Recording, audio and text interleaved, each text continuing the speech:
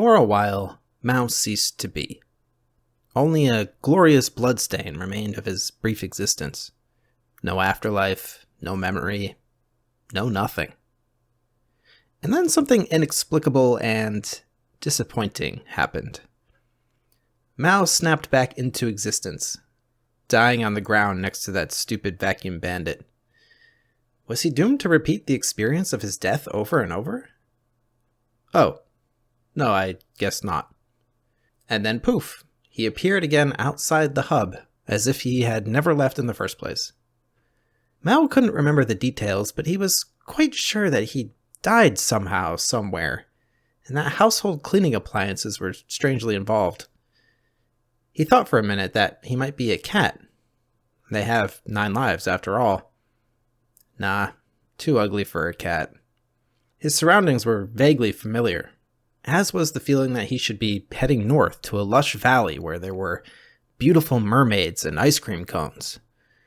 Clearly, Mao's mind had taken a bit of a beating with his deaths and spontaneous materializations. And then, as Mao was heading north, an overwhelming sense of déjà vu sent a prickle down his twisted spine. A group of bandits tried to intercept Mao, hurling confusing insults at him. Scrubbing. Who were these bandits again? The cleaning crew? The mop lords? One of those. These were the thoughts that went through Mao's mind as he fled to the north.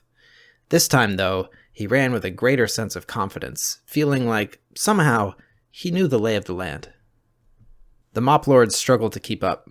They couldn't believe how fast this meatball man could run.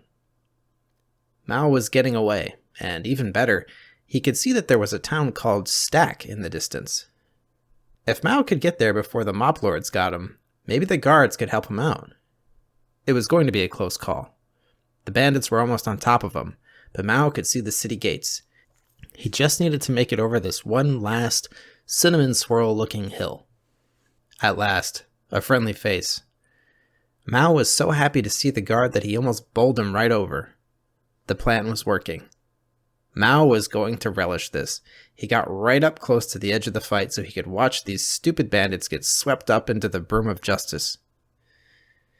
He watched impatiently as greedy thoughts of taking their armor and weapons started to creep in.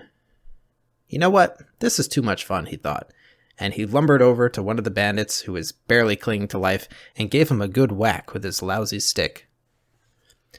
Mao couldn't believe what he had done. Did he just kill someone? He went to investigate. He did. What a joyous day! He snatched up the bandit's armor and sword, even his boots. No more toasty tootsies. At first, Mao was a bit worried that he wouldn't be able to fit a traditional helmet onto his unorthodox head-neck-forearm apparatus. But look at that! Not bad.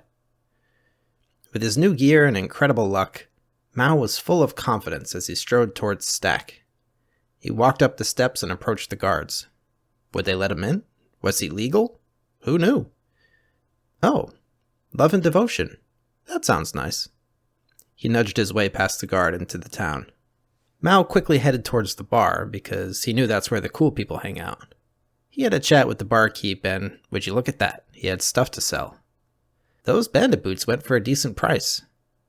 Maybe he could start a new business, a battlefield looting business, where he could just wait at the edge of a battle, get a few whacks in as the losers took their dying breaths, and then haul away some goodies. He filed that thought away in the back of his mind. He thought that maybe he could pitch his idea to the bar patrons to see if he could get some investors. Dang, they all still want lots of money to be friends. Even Chad here is asking too much. Even more disappointing, no party on the roof today. Unlike the crappy hub, which I guess is Mao's hometown, Stack seemed more architecturally sound and less weird. What's this? A backpack shop? Oh my, affordable prices. Mao figured that his hunched spine and low center of gravity would make him a perfect backpack wearer, and his dream of getting his carrion scavenging business could be realized. He also picked up a sleeping bag for potential camping trips. Stack was turning out to be Mao's favorite place. Way better than the hub or death.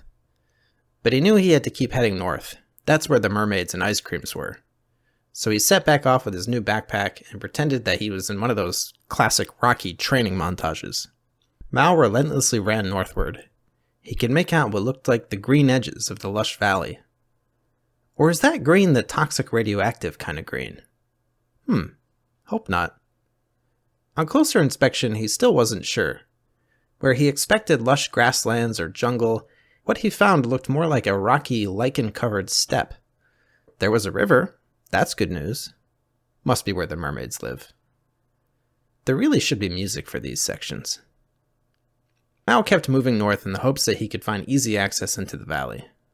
Along its edge, he could see a cozy, warm glow coming from some kind of farmhouse or something. Cozy sounded nice, so he went to check it out.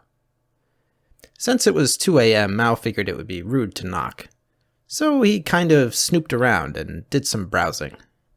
He found a shack full of goodies. He's not a bad guy, so he didn't take all of it, but he thought he deserved a little treat after the harrowing day he had had, and he snagged a little fuel, and then some stone, fabric, and steel.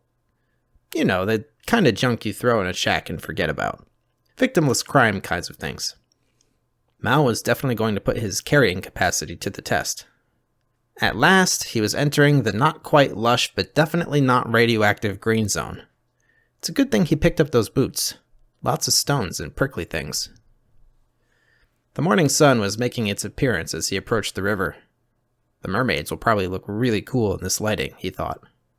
Despite the fact that Mao had been hauling heavy gear for hours and hours, and that he had apparently died 2 or 3 times earlier in the day, depending on how you count, Mao was really enjoying himself. While nothing here could be described as lush, the scraggly pastels had a real charm to them. He was starting to think that his inexplicable materialization in this place and his subsequent painful deaths might even be worth it. And things kept getting better. He was on the outskirts of a place called Blister Hill. Perfect. Blister Hill wasn't exactly a nice-sounding name, but wherever he was going to set up camp, he would need to be close to a town so that he could sell the junk that he scavenged. Eager to start his new life, Mao set course for Blister Hill. Would it be friendly? Would it give him blisters? Only time will tell. Ew, weird tree.